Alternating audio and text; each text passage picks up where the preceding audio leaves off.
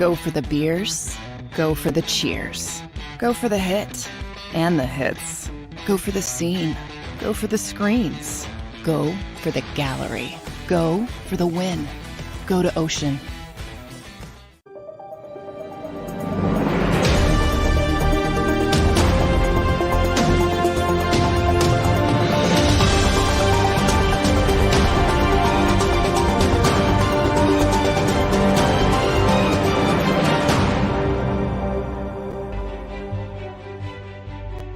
So you had an opportunity here to pick up another game on the Cubs, who already lost going into the game tonight, and you go up 2-0, and Trey Turner comes back, and Trey Turner gets a home run, 23rd of the season. Dad strength renewed. Hits a blast to left field, and then you get a perfect scenario playing out there for the Phillies where Trey Turner gets a 2-out walk. Trey Turner steals second. Then Bryce Harper gets a bloop into shallow right center field, scoring. With 2 outs, Trey Turner from second base, you go up 2-0. You feel pretty damn good about yourself. Christopher Sanchez on the mound dealing. Christopher Sanchez on the mound looking great. But I get terrified regardless of his pitch count in the 5th inning. And the reason I get terrified is because when he starts pitching in that 5th inning, no matter what the pitch count is, no matter what the pitch count is, it's time to pull him. It's time to pull him. He looks. We just don't want him to go through the order again. We're going to get him out there, no matter what. And if he gave up a walk, if he only gave up 4 hits, if he had not allowed a run. Look, I know you just had an off day, but I think we could all agree. If all the Phillies nation could come together and have a meeting, I think we could all be like, so the bullpen needs a break, right? Like it's as many days off for the bullpen as possible. Just liberally, let's spend off days on as many as possible for the Phillies bullpen. Because Anthony Dominguez goes out there, gives up the game-tying home run. Then Stallings goes out there against Matt Strahm. I was just saying this earlier in the week. Whenever Strahm comes in after he sits down, it's not the innings, it's not the pitch, it's not the pitches, I should say. It's not the pitch count for Matt Strahm, okay? You know what it is for Matt Strahm? It's the idea of him having them up-downs. When he sits down and gets back up, it is a bad thing. So yes, you could look at the innings, obviously, because that's what it is. But man, that is frustrating, even if it's only for 1 out. And that's why Sir Anthony Dominguez is struggling so bad there. That 6th inning is so damn hurtful because Strahm had to come in there and get out of that inning. He had to get 1 out, and then he had to sit down, and then he had to get up, so an up down, and then he goes into the game and he pitches and he gives him a home run, the game-winning home run. What would be the game-winning home run to Stallings. Extremely frustrated. I am like you. I feel very frustrated. I can't show this because it's property. It's property of the Major League Baseball. Okay. You know that the whole thing about the word disseminated. Like I want to know what that word meant if it wasn't a baseball. It cannot be disseminated. I can't show you what it means. But holy Lord, ladies and gentlemen, I went back because they didn't do this. They didn't show the replay on television. NBC Sports Philly did not give us this replay. But I was just like, you know what? That Nick Castellanos play, that swing he had in the bottom of the 3rd inning, runner on second base, 2 outs, 2-2 pitch. Oh, wow, that was even more horrible than I remember. Perez throws a ball that lands in the dirt. It was actually kind of comical because you know the white circle that comes up after the pitch crosses the plate, and a white circle will pop up where the pitch was, and it'll be like 99. You know what I mean? 88. You know what I mean? It'll pop up there. So they throw it, and it literally it shows up in the dirt. And I had a good chuckle about it, but I was still frustrated as all hell because it was another pitch that Nick Castellanos swung at that was in the dirt. And here's the fun part, okay? Here's the fun part. And it does in the dirt in front of the plate. All right. I think his personal record is 4 feet in front of the plate. This was maybe a foot in front of the plate. So he's still got a long way to go before he gets to his PR. But anyway, Nick Castellanos. Let's go into that 7th inning. In that top of the 7th inning, Strahm gives it the home run to Stallings. It's now a 3-2 Marlins lead. So then you go into the bottom of that 7th inning. You get a bases loaded situation. 2 outs, Nick Castellanos at the plate. Bryce Harper was just up at the plate. He worked a 4-pitch walk because Nardi goes in there from the bullpen for the Marlins. He comes in, can't find the strike zone. Nowhere to be found. Where did I put that strike zone? No idea. Every pitch is a mile outside the strike zone. So what happens? Nick Castellanos, all right, steps up to the plate, and he does what he loves to do, which is swing at the first pitch. All right? I feel like I have to say this disclaimer all the freaking time. I don't hate when guys swing at the first pitch. Sometimes you think, hey, first pitch fastball, I'm going to jump on it. Some good thing. Christian Pache in the 9th inning. All right, but maybe in a situation where you're just off the bench, maybe take a pitch, see what the guy's got, but he just tries to jump on a fastball, and he got a good pitch to hit, and he lined out the left field. So actually put good wood on it. It is what it is. But in this particular instance, if you're Nick Castellanos, and this happened during the 3 double plays he grounded into earlier in the week in San Diego. If a guy is struggling, like earlier in San Diego, where he had 3 consecutive 3-ball counts, and then Nick Castellanos goes up there and hacks at the first pitch, that's a bad hacking at the first pitch. Okay? That is a bad idea. All right? You know what I like the most about swinging at a first pitch is after a mound conference. After there's a mound conference, usually you're going to get a first pitch fastball. You guy just wants to throw a strike. He wants to try to get ahead of you. You jump all over it. That's fine. But this case, again, with Nick Castellanos, you have a pitcher struggling to find the strike zone, and he thinks, I'm a nice guy. Let me try to help him out. And he hacks at a pitch high and tight that he can do nothing with, and he grounds out a slowly ground ball to the shortstop and out of the jam, just like that. The man in the 3rd inning swung at a pitch that bounced a foot in front of the plate, and I'm not nearly as pissed off about that as I was in this particular at bat. Maybe it was because it was later in the game. It was 7th inning. Phillies were down a run at this point. Anything they get in that 3rd inning is gravy, I guess. They're already being up 2-0. I think the Phillies offense is going to be offering more throughout the game. It just wasn't the case. But Nick Castellanos he offers at it, I should say. He didn't go full swing, tried to hold up, but too late. And then in the 7th inning, little leaguers have better presence of mind. The media team that made it to the Little League World Series, who's getting a parade in media, they have better plate awareness than that. Here's what's a real scary thing, right? Over the last 2 weeks, where we've watched Nick Castellanos hit like 230, I believe he's at right now in the last 2 weeks. Oh, damn it. I was just looking at it a second ago. Wanted to have that memorized. Anyway, he sucks. He's been sucking terribly for the last 2 weeks. There's my analytical data for it, okay? We all know, we all watch. He's been terrible, at least over the last 2 weeks, if not more. He has now, looking at his numbers, certainly the power numbers are great. Power numbers are great. Power numbers are awesome. Much better than last year. But when it comes to the average, when it comes to the on-base percentage, it's all just falling down. And now it's through the crest of the earth, and it's getting down to it's on its way to the core.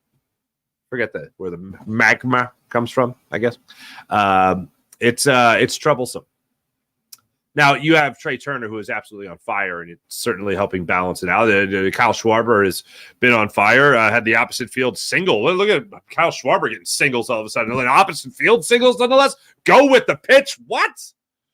Usually it's like, no, I make the pitch go with me. I Schwarberian. I go bomb. Anyway. But yeah, now all of a sudden he's getting singles. Crazy. And Turner, Schwarber, obviously Bryce Harper went through his 0 for 20 and then helped himself both against the Padres, then helped himself tonight with that bloop single. Whatever helps. Stott had an interesting game today, to say the least. The 10-pitch at bat that he led off the 2nd inning with was fantastic. And then, boom, grounded out the 3rd. JT Realmuto flew out to 3rd and fouled out the 3rd. And then Brandon Marsh came up and struck out. So you wasted a 10-pitch at bat there by Bryce Stott leading off the inning and getting on base with a walk. And then at second base today, he was a Gold Glove caliber player. And he has been a Gold Glove caliber player throughout the entire season, but he was all over the place, especially in that 1st inning when he flashed that leather out there, diving to his right to save most likely 2 runs from scoring, and the Phillies being down in the 1st inning 2-0. So Castellanos obviously pisses me off right now with the way he's struggling. And then I don't get it, Rob Thompson. I just don't get it. When you know your bullpen has had the struggles they've been having, when you know Matt Strahm with the up-downs, and you know Sir Anthony Dominguez has been anything but consistent, even Craig Kimbrell, if it would have gotten to that point in the 9th inning, he could maybe push him back another one. But all these guys, Jose Alvarado, whoever it might be, coming out of the bullpen, you want to try to spell them as many innings as possible. Spare them as many innings as possible. 82 pitches, Christopher Sanchez. At this point, you're not going to be using him in the postseason. He's not starting a game for you in the postseason. You could get another inning out of him. I just don't get it. I just don't get it. It has been in this team's head that Christopher Sanchez can't pitch more than like 80 pitches. He can't go anything crazy. If he pitched 90, his arms didn't explode.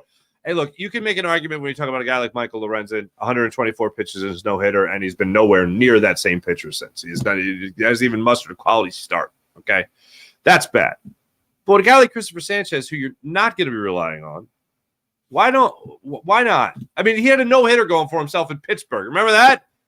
And now, look, I agree. He was at a high pitch count. He had hit 3 guys. He had walked 2. He had allowed 5 base runners and a no-hitter. There's a lot of base runners.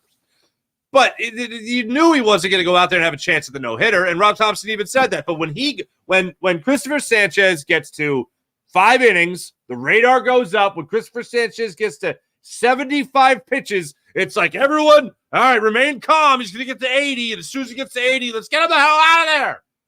And I thought tonight would have been a perfect chance to just give a perfect opportunity. Hey, go ahead. You get one more inning. You've done that with Zach Wheeler. You've done that with Aaron Nola. You've done that with Michael Lorenzen. You have done that with Taijuan Walker. Why can't a guy like Christopher Sanchez get that same type of respect for the year that he's had? You were begging for a 5th starter in this rotation. You had Matt Strahm as a 5th starter. You had to wait for Ranger Suarez to come back. He came back, and then all of a sudden, with Strahm still starting some games, you finally sprinkle in Christopher Sanchez to be a starting pitcher for you, a number 5 starter. And, coincidentally, your season turns around. It turned around for a lot of reasons, but, Christopher Sanchez isn't exactly one that hurt the reasons for turning the season around. I think you could give him a little bit more of a workload. I'm not saying he's got to go out there and throw you 100 pitches, but let's try to get to 90 more consistently. Like, is he just as stretched out as humanly possible?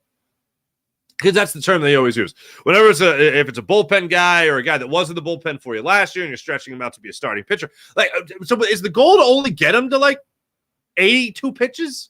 Because that seems to be the vast majority of his starts, 82. He's right around that range every single time he is out there on the mound.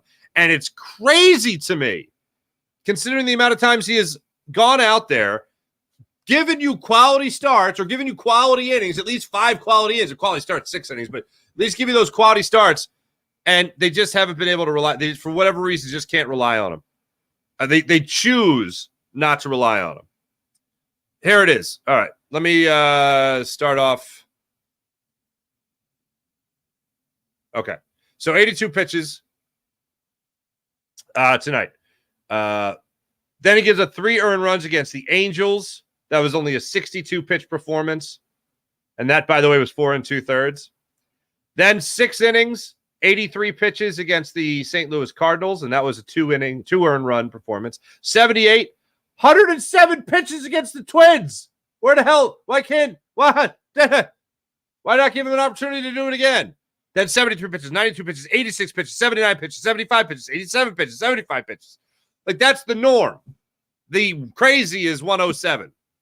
107 against the Twins on August 11th. Okay, where's that been? It doesn't make any damn sense. To give him the opportunity there against the Twins, of all people. And he'll give him that opportunity against the Marlins tonight. Makes no damn sense, if you ask me. Absolutely crazy.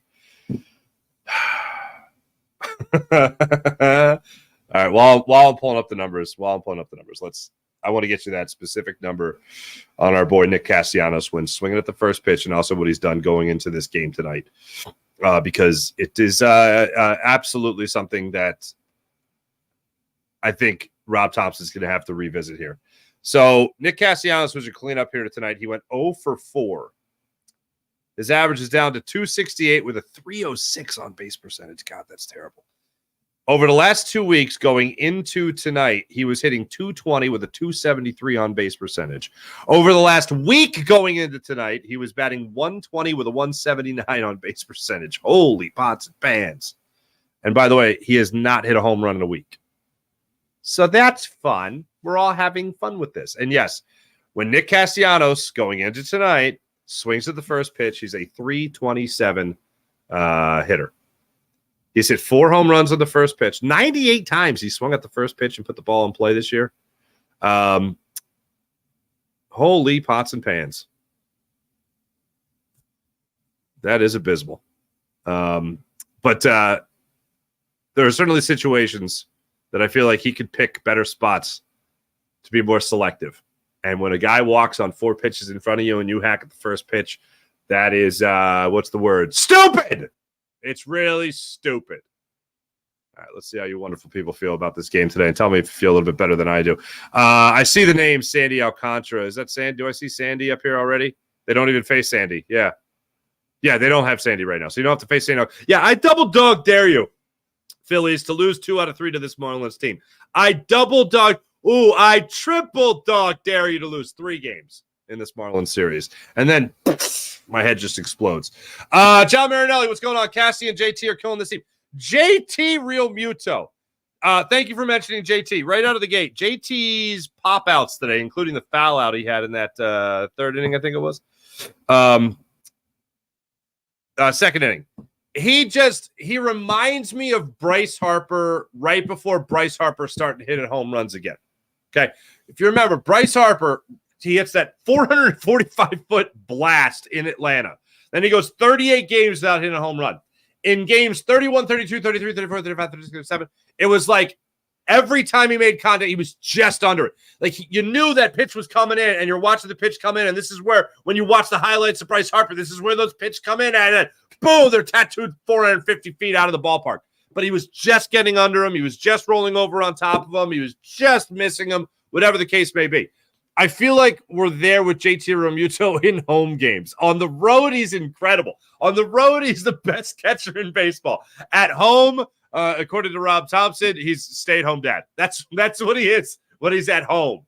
And he's been hitting terrible. His splits are so unbelievably favored in the road favor there. So watching JT Realmuto specifically tonight after a great road trip from him, watching JT Realmuto tonight, it looked like Bryce Harper, like just about to get it. He's just missing some of these pitches. And it's not just the result of fouling out to third or popping up to the shortstop or flying out to shallow left field, whatever the case may be. It's watching his reaction to it. It's like he knows he got a meatball to just punish, and he just missed it. And that is what is so bonkers about it. Coming into tonight, I do want to get you this. Just to give it to you officially here. On the road is a 309 hitter.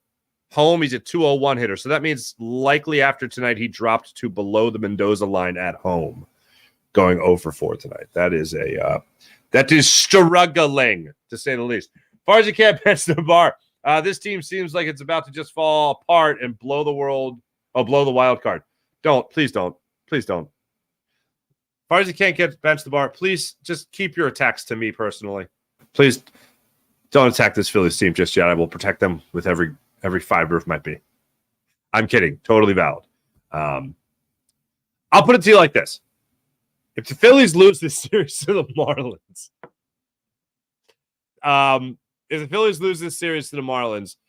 even more people that are already like, hey, it's football season. Who cares about the Phillies? That will just grow exponentially. That will just take off. The people that are like, oh, that's cute. They had a good little run there to try to get the wild card. But anyway, did you see what Jalen Hurts is doing? That's where we're at. We're very close. We're dangerously close to that. If, and only if, they lose this series to the Marlins. If they get swept by the Marlins, then we'll just sell the team. We'll just ask John Middleton to sell the team. That's where we'll be at. Then no one will notice for another 6 months. Phillies report to spring training. Oh, the Phillies? Oh, no. They're in Oklahoma City now. What? When did that happen? When you were watching Jalen Hurts be awesome. Oh, no way. Anyway, John and Scene. John Messina, what's going on? Bad loss, manager to blame for this one. I agree. A lot of the blame is on Rob Thompson. And then the other guy I blame is Nick Castellanos. Crazy. Thompson and capable of managing our bullpen, and Castellanos forgetting how to hit a baseball is fun. Thank you, Crazy. This bullpen can't get a freaking shutdown inning. I think I read that with the right inflection there, Tyler. Thank you for writing that. This team makes me physically sick. Thank you, Crazy. John Marinelli. Thompson waits until a reliever blows a game to even get anyone up. Not untrue. Greg Benson, I concur with every overreaction expressed here. Well, you can't call it an overreaction. It's a totally accurate reaction, appropriate reaction. Farzetta can't pets the bar. Topper is just a middle of the road manager. The team caught fire last year. This won't be the same. Well, they're still one of the best teams in baseball since that June 2nd date. Strom is a junk baller. Certainly looks like. Well, those were 92-mile-per-hour pitches. Did I make the right note, or can I just not read my writing? I'm pretty sure tonight he was throwing 92. Was it the cutter he was throwing that was not as great as it should have been? But looking at my notes, I just want to double check that. I think that's what he was doing tonight, and that was rather what's the word? Upsetting. Pots and pans. Okay. Stallings home run. Yeah, 92-mile-per-hour four-seam fastball.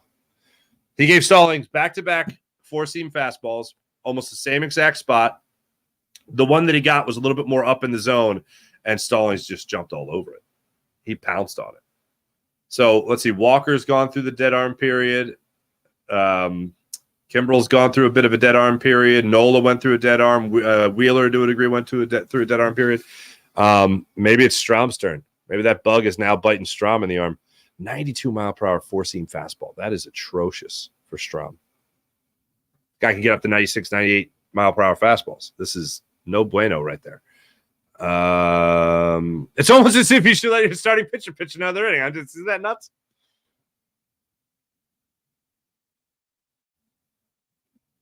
There were Eagles chants. Yeah. There were Eagle chants in San Diego. And which I don't mind in San Diego, especially if the Phillies are doing really well. I don't really mind an Eagles chant any time on the road at a Phillies game. I love that. It's like just knowing that Philly's in the house. I love that. What I don't like is when the Phillies are up or the Phillies go down a run like they did in this one, and then everyone's like, "Hey, gee!" Oh, it's like, all right, just support the team that's there. Support the team that's there. I know I'm in the minority. I don't like being fun, please, but there you go. What are we looking at here? I'm challenging my inner Dallas, or channeling my inner Dallas screen. I'm challenging players to fisticuffs. Thank you, Tommy B. Jose Perez, awful, man, just awful. I concur. Castellanos needs to be moved down to the order. 7 to 9 hole hitter says crazy. I would not be opposed to it.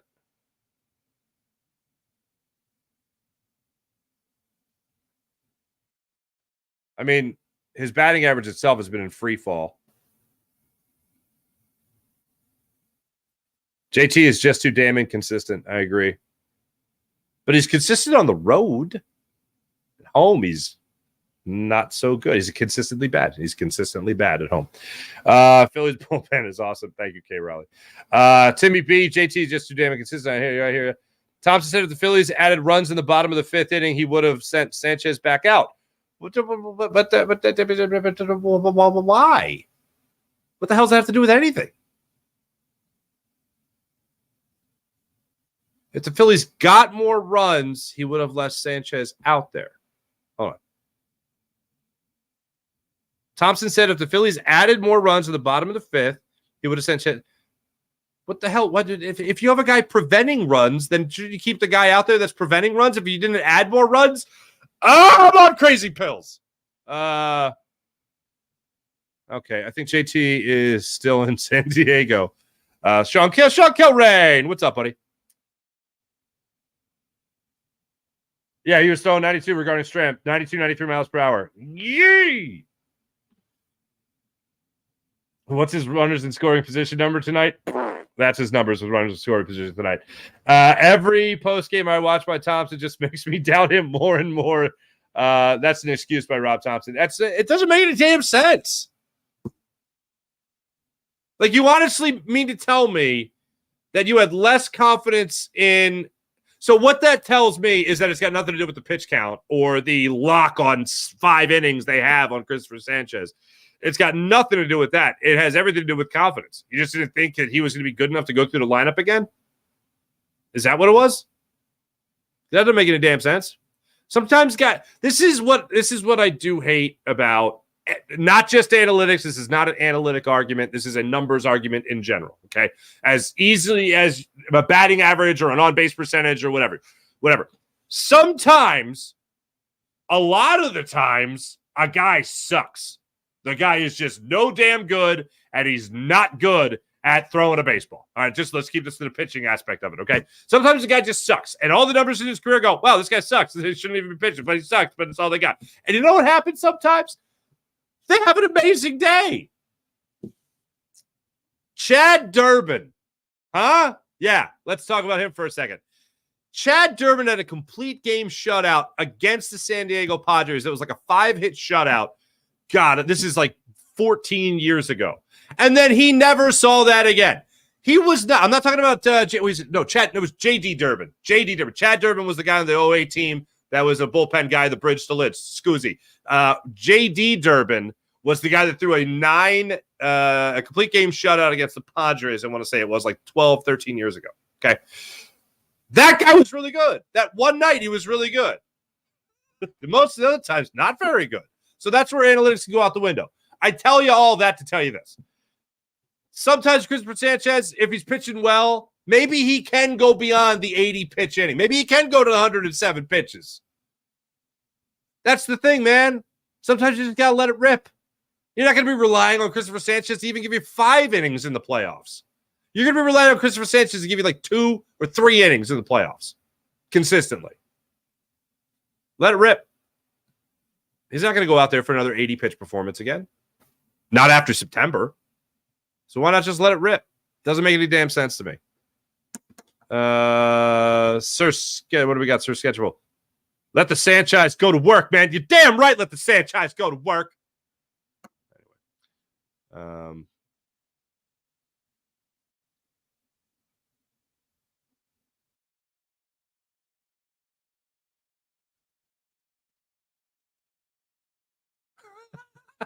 Good night, Benny. Ari, that's awesome. Tim Kelly asked Thompson about Castellanos down in the lineup, and he elected not to comment. Laugh my ass up. Look, here's what I expect, because I had that thought during the game.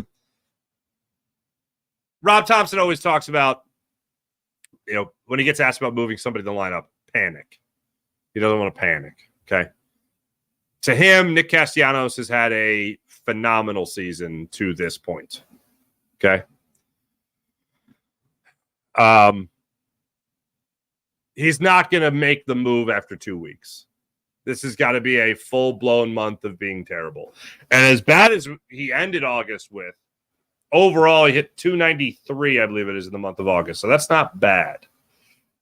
Is it the numbers that Nick Castellanos has had consistently throughout the season? No. But it's also not terrible.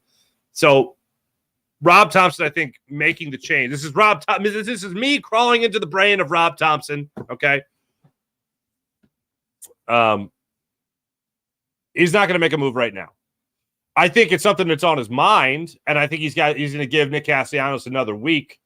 But man, you got the Braves coming up for 7 games. You got 7 more games against the Braves. This isn't time to mess around. If you're looking at Nick Castellanos and Kevin Long is looking at Nick Castellanos and Nick Castellanos is looking at Nick Castellanos, Nick Castellanos is not performing, well, then you got to do something, because it might end up costing you a wild card spot. It might end up costing you home field advantage in that wild card round. Now, I don't want that to happen. I know the Phillies didn't have it last year in the Minnesota World Series, but do you really want to keep pushing the envelope? Because I don't. I'd rather have a nice crowd on hand in South Philly, handle the business, and then we all move on with our happy-go-lucky playoff lives. That's where I'm at. Then let the bullpen blow the lead. Yes, then let the bull. Well, you have to let the bullpen blow the lead. I mean, you're even having fun if you don't have the bullpen blow the lead. Where's the fun in just winning? So there you go. Thanks, everybody in the chat. You guys are wonderful as per usual. By the way, this show is brought to you by the wonderful people of Colony Pools and Power Washing. Let the experts get rid of that ugly green algae and mold off your roof, off your siding, after deck, and off your deck as well. They service Delaware, Delco, and Chester counties. Give them a call, 302-762-2250. That's 302-762-2250. Tomorrow night, Phillies and Marlins are right back at it in Citizens Bank Park. Got some scattered showers tomorrow. 6:05 start time in South Philly. Johnny Cueto gets to start against Aaron Nola. Feeling confident in Aaron Nola? How can you? You'd be crazy. to have confidence in Aaron Nola at this point. Aaron Nola looking to bounce back from, oh my God, no way, another terrible performance. But this one did come after back-to-back really solid starts, 7 innings, no more than 2 runs in both of them. That's great. But this was 4 2/3 against the Brewers, 7 runs, 8 hits, another home run, 3 walks issued in 4 2/3. That's just a big old heaping pile of gross right there from Knowles. As for Johnny Cueto, 1-3 on the season, 5.54 ERA. He did face the Phillies back on August 3rd in Miami. He lasted 6 innings. He gave up 4 runs, all of them earned on 5 hits. Did give up a home run. He also walked 2. Phillies won that game 4-2. So here's hoping. Here's hoping that the Phillies are able to take care of that business against Johnny Cueto and even this series. Just get right back. That's all we're asking here. Just get right back to putting yourself in a position to win this series against the Marlins. I don't feel like that's too much. Look at this real quick. Johnny Cueto. JT Realmuto took him deep. Nick Castellanos had a hit. I don't know if it was off of Cueto, but whatever. Anyway, so it's Cueto and Nola tomorrow, ladies and gentlemen. My name is Marc Farzetta. This is the Fightins postgame show on the JAKIB YouTube channel. Big round of applause for our producer tonight, Xander Krause. Did a wonderful job. Schmitty had some technical issues, and Xander did a fantastic job filling in. Thanks, everybody in the chat. Kath, Tyler, Crazy, Farzy Can't Bench the Bar, Sean, Sir Sketchable, Ari, John Marinelli, K. Raleigh, Timmy B. Timmy B, did I get your comment in? I feel like I'm going to miss you. Nick Castellanos is an easy out, even for the Little League team. Just throw it in the dirt or low to the plate and he'll swing and miss. Easy out. Everybody in.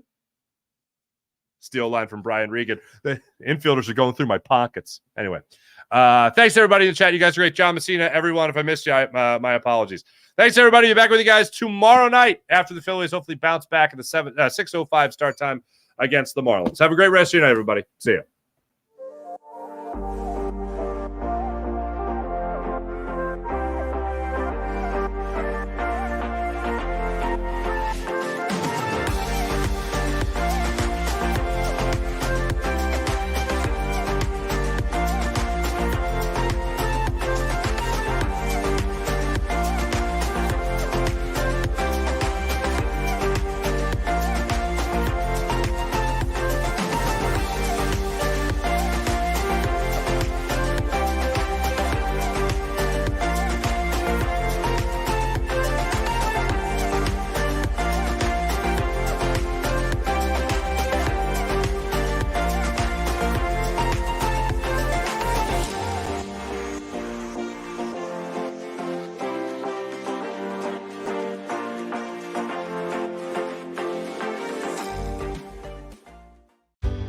Go passionately.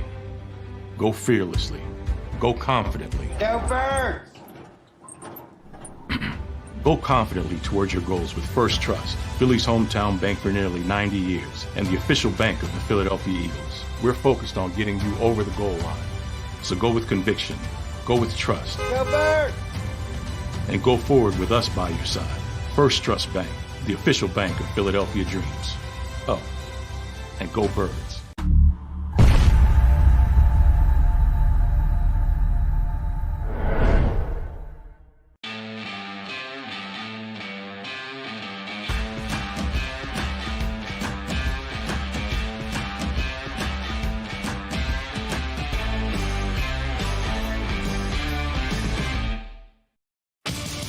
The greatest fans on earth. It's a bold statement, but would you expect anything less from Philadelphia? 58 years of heartache creates a toughness, a grit, a resolve not found in most. Sure, our prayers were answered, but now that we've had a taste, we're looking for more. Pondley Hockey, official partner of the Philadelphia Eagles. Go to get your game on. Go for the beers. Go for the cheers. Go for the hit and the hits. Go for the stakes and the stakes. Go to get your parlay on. Go to get your party on. Go for the scene. Go for the screens. Go for the gallery. Go for the win. Go to Ocean. Visit theoceanac.com to plan your visit.